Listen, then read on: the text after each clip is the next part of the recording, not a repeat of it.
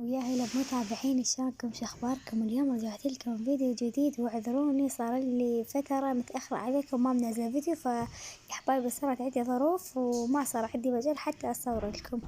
حبايب قلبي، هنا كان عندي مجال اليوم فحبيت قلت ويا روتين الغداء أصور لكم فيديو بسيط وقصير. هنا قررت أسوي الغداء تشريب لحم دجاج وتمان. فهنا مثل ما تشوفون جبت الدجاجة دا أقطع بيها. بالنسبة لي يعني قبل تقريبا ساعة ونص نقعتها حتى تموع. كملت شغلة وجيت عليها لقيتها ناقعة.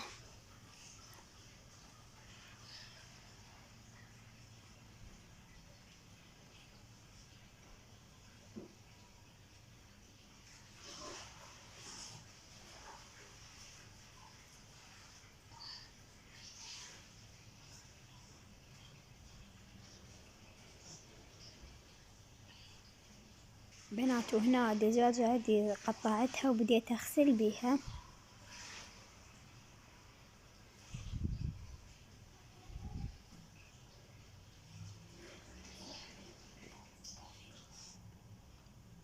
وهنا أنا غسلت الدجاجة وأكيد ثرمت بصل وجيت حمسته. ها مثل ما تشوفون بهالطريقة دا أحمس بالبصل.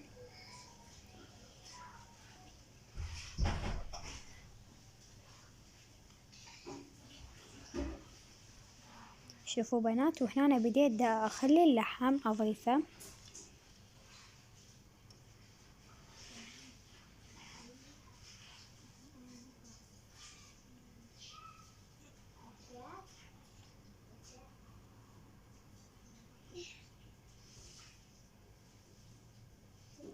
وهنا أنا ضفت القطعة من الماجي.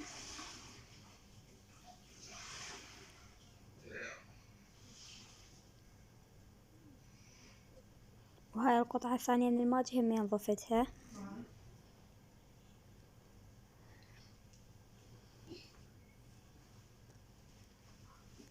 وأكيد ضفت بهارات،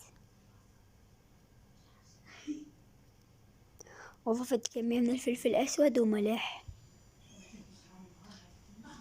وهنا بديت أقلب بيهن. شوفوا بنات،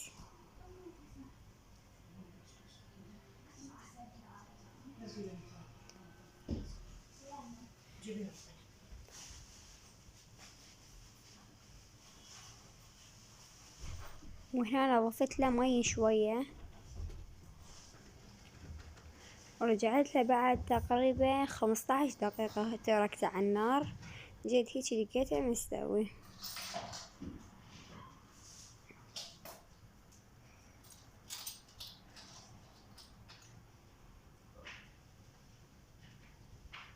وهنا أكيد ضفت له التشريب اللي مي حتى يصير تشريب.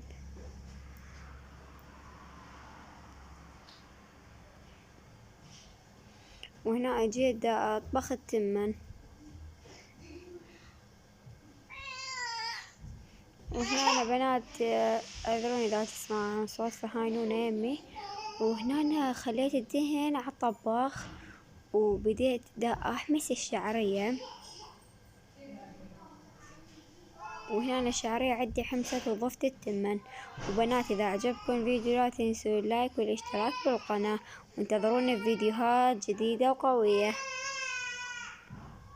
وهنا أنا جيت هنا الأكل عندي استوى، التمن استوى والتشريب استوى. هنا شوفوا بنات، ما أقول لكم على الطعام فشي.